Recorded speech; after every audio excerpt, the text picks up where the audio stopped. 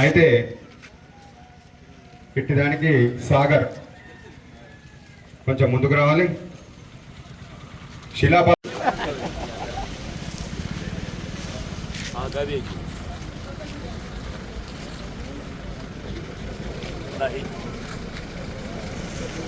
రాష్ట్ర బీఆర్ఎస్ ప్రధాన కార్యదర్శి మాజీ ఎమ్మెల్సీ జీవన్ రెడ్డి గారికి స్వాగతం సుస్వాగతం.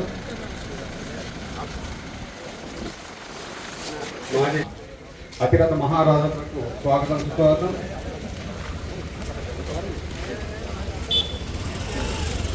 ఉన్న మహిళా సోదరి మనులు షావుల కప్పు సత్కరించగలరు.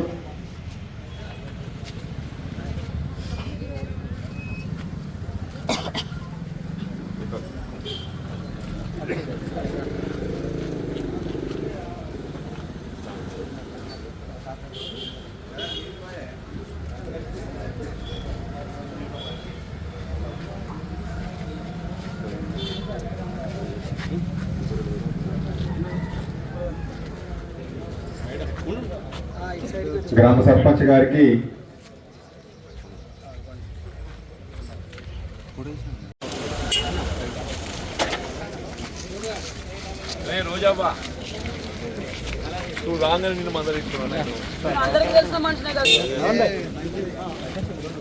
ఇప్పుడు ఇచ్చేసినటువంటి మాజీ మంత్రివర్యులు తెలంగాణ రాష్ట్ర సమితి ప్రధాన కార్యదర్శి గారికి జీవన్ రెడ్డి గారికి స్వాగతం సుస్వాగతం. ఒక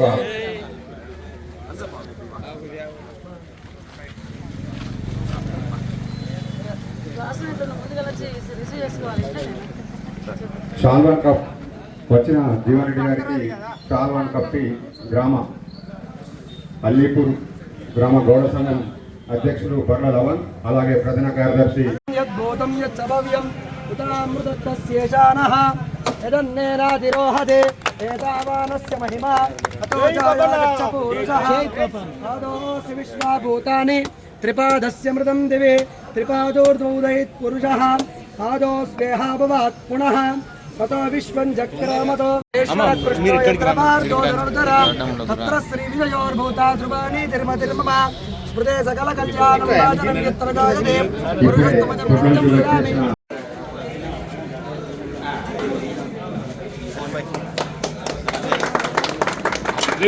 ఓం ధ్రువంతే రాజా వరుణో ధ్రువంతే భూ బృహస్పతే ధ్రువంత ఇంద్రస్సాగ్నిచ్చ రాష్ట్రం ధారయతాం హలో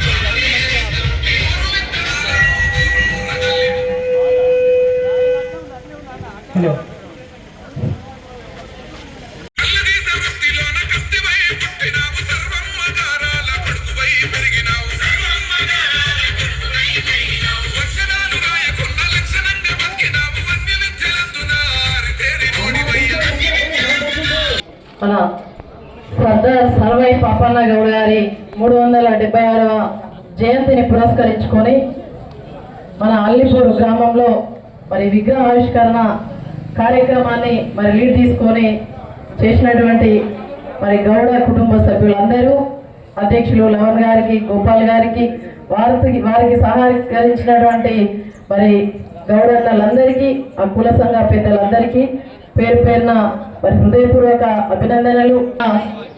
మరి పాపన్న గౌడ్ గారి అభిమానులందరికీ హృదయపూర్వక మరి జయంతి శుభాకాంక్షలు, అందరికి కూడా నమస్కారం తెలియజేస్తూ, మరి పాపన్న గౌడ్ అంటే ఒక పేరు కాదు, ఇవాళ ఒక పోరాట స్ఫూర్తికి ప్రతీక అయినటువంటి ఒక పేరు పాపన్న గౌడ్. పాపన్న గౌడ్ పేరు వెంటనే మరి గతంలో మరి వాళ్ళకు వణుకు ఉండేది.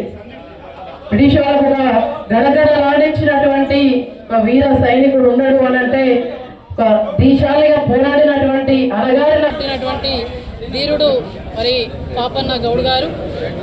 అటువంటి పాపన్న గౌడ్ గారు మరి అందరికీ సమాజంలో మరి సమానత్వం, అదేవిధంగా అందరికీ కూడా అన్ని హక్కులు కలిగే విధంగా మరి పోరాటం చేసినటువంటి పోరాట స్ఫూర్తి ఈనాటి యువతకు కావచ్చు, మనందరికీ కూడా ప్రజల్లో చైతన్యం రావడానికి, ఆ రోజు ప్రజల చైతన్యం కోసం అందరినీ ఏకం చేసి ఒక బహుజనుల ఆత్మగౌరవానికి ప్రతీక అయినటువంటి మరి సర్వై పాపన్న గౌడ్ గారికి నిజంగా కూడా వినమ్ర నివాళులు అర్పిస్తూ, ప్రతి ఒక్కరు కూడా వారిని ఆదర్శంగా తీసుకొని మనం అందరం కూడా వారిని స్ఫూర్తిగా తీసుకొని ముందుకెళ్లాల్సినటువంటి అవసరం ఎంతైనా ఉంది. కాబట్టి వారికి విగ్రహాలు ఆవిష్కరించుకోవడం మంచిదే, భవిష్యత్ తరాలు మర్చిపోకుండా విగ్రహావిష్కరణ చేసుకోవడం కావచ్చు మంచిదైనప్పటికీ కూడా వారు చేసిన దాంట్లో కొంతనన్నా మనం పాటిస్తే సరిగ్గా నిజంగా వారికి నివాళులు అర్పించిన వాళ్ళం అవుతాం. గౌడన్నలు వారి కుటుంబం కోసం కావచ్చు, సమాజం కోసం పనిచేసేవాళ్ళు, ముఖ్యంగా కుటుంబానికి మించి సమాజం కోసం పనిచేసే గౌడన్నను మరి కడుపులో పెట్టుకొని చూసుకోవాలని చెప్పేసి ఆనాడు ఉద్యమ నాయకుడు ఆలోచించిన విధంగా మరి వారి స్ఫూర్తితోటే అనేక బీసీ గురుకులాలు కావచ్చు, బీసీ బిడ్డలు మరి అణగారిన వర్గాలు ఆర్థికంగా మరి నిలదొక్కునే పరిస్థితి లేదు, వారి పిల్లలు చదువుకోవాలి అని అంటే బీసీ గురుకులాలు కళాశాలలు.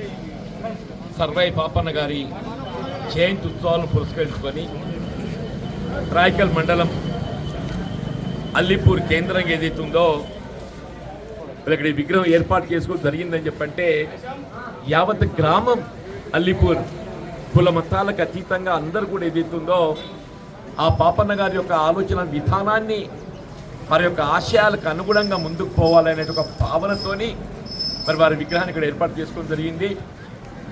ఇలా సర్వై పాపన్న గారు ఏదైతుందో ఒక సాధారణ గీతా కార్మిక కుటుంబంలో జన్మించినప్పటికీ కూడా వారి యొక్క ఆలోచన విధానం ఏదైతుందో భూస్వామ్య వర్గాలకు వ్యతిరేకంగా, పెట్టుబడిదారులకు వ్యతిరేకంగా ఏదైతుందో బహుజన రాజ్యాన్ని స్థాపింప చేయాలనేటువంటి ఒక లక్ష్యంతో మరొక పోరాట యోధుడు అని చెప్పండి, మరొక పోరాట యోధుడు అని చెప్పండి.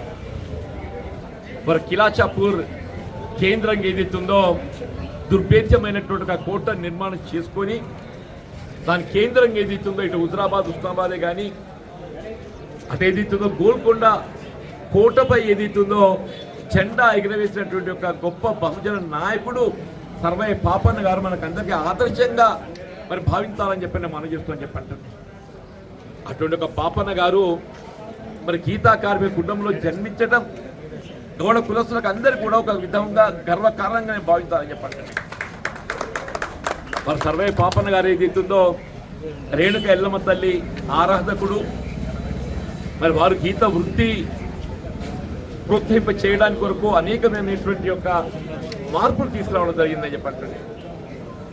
మరి వారు భౌతికంగా మనం లేకున్నప్పటికీ మరి యొక్క ఆలోచన విధానం, ఆశయాలు ఏదైతుందో మనకు స్ఫూర్తినిచ్చే విధంగా మన తెలంగాణ రాష్ట్ర ఏర్పాటు సాధనకు ఏదైతుందో మనది తోడ్పడ్డదని చెప్పక తప్పదని చెప్పంటున్నాను. అన్న తెలంగాణ రాష్ట్ర ఏర్పాటు ఉద్యమ ఆరంభంలో పెద్ద కేసీఆర్ గారు ఏదైతుందో బహుజన నాయకులందరి యొక్క స్ఫూర్తితోని మరి ఏ విధంగా బహుజన రాజ్యం స్థాపింపజేయడానికి మరి పోరాటం చేయడం జరిగిందో అదే స్ఫూర్తితోని వారు ఏదైతుందో మన తెలంగాణ రాష్ట్ర ఏర్పాటు ఉద్యమం తెలంగాణ రాష్ట్రాన్ని సాధింపు చేసుకోవడం జరిగిందని చెప్పండి. అందరూ కూడా ఆశ్చర్యపోతున్న విషయం ఏంటంటే, ఒక సాధారణ గీతా కార్మిక కుటుంబంలో జన్మించి వారు గోల్కొండ కోట ఖిలాపై ఏదైతుందో జెండా ఎగరవేయడం అంటే ఎవరు ఊహించదని చెప్పంటూ నేను అంటే వారు గెరిల్లా యుద్ధ నైపుణ్యం చెప్పంటూ నేను మరి వాళ్ళ గోల్కొండ కోటపై జెండా ఎగరవేసి అంటే ఆ యుద్ధ నీతి అనేది సాధారణం కాదు అని చెప్పంటున్నాను. మనందరం ఆదర్శంగా తీసుకోవాలి, బహుజనులు యావత్ తెలంగాణ సమాజం ఆదర్శంగా తీసుకోవాలని చెప్పంటున్నాను. ముఖ్యంగా బహుజనులు అని చెప్పంటున్నాను. వీళ్ళ కేసీఆర్ గారు ముఖ్యమంత్రిగా ఆనాడు ఏదైతుందో బహుజనుల హక్కులకు ప్రత్యేకించి ఏదైతుందో సమగ్ర కుటుంబ సర్వే చేపిస్తే 51% వారి వాటా. ఆ దామాషకు అనుగుణంగా ప్రతి వెనుకబడ్డ వర్గాలకు ఏదైతుందో ఒకవైపు వాళ్ళ కుల వృత్తిని ప్రోత్సహింపచేయాలి. ఇలా వ్యవసాయంపై ఆధారపడే కుటుంబాలకు ఏ విధంగా రైతు బంధు రైతు బీమా కల్పింపజేయడం జరిగిందో అట్లా ఏదైతుందో యాదవులు గొల్ల కుటుంబాలకు ఏదైతుందో గొర్రెల పథకాన్ని అమలు చేయడం జరిగిందని చెప్పండి.